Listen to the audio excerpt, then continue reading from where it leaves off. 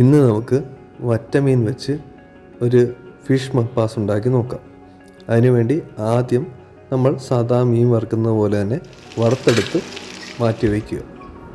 ശേഷം ചീനച്ചട്ടിയിൽ എണ്ണ ഒഴിച്ച് ചൂടായതിന് ശേഷം ആദ്യം ഇഞ്ചി ഒന്ന് ബ്രൗൺ കളറായതിനു ശേഷം വെളുത്തുള്ളി, കൊച്ചുള്ളി, പച്ചമുളക്, തക്കാളി എന്നിവ നന്നായി വഴറ്റിയെടുക്കുക. കുറച്ചൊന്ന് വാടിയതിനു ശേഷം അതിലേക്ക് മഞ്ഞൾപ്പൊടി, മുളക് പൊടി, മല്ലിപ്പൊടി എന്നിവ ചേർക്കുക. നന്നായി വഴറ്റിയെടുത്തതിന് ശേഷം അതിലേക്ക് നമ്മുടെ രണ്ടാം തലപ്പാൽ ചേർത്ത് കൊടുക്കുക. മീൻ വറുത്തതിൻ്റെ എണ്ണ ചേർത്ത് കൊടുക്കുക.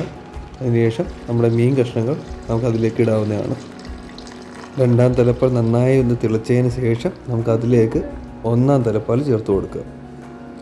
ഇനി നമുക്ക് വേണ്ടത് പതുക്കെ ലോ ഫ്ലെയിമിൽ കുക്ക് ചെയ്തെടുക്കുകയാണ് വേണ്ടത്. ഒരു കുറുകിയ പരുവത്തിലാക്കി എടുക്കുക. കുറച്ച് താമസം എടുക്കുന്ന ഒരു ഡിഷാണ്, എങ്കിലും ട്രൈ ചെയ്ത് നോക്കുക.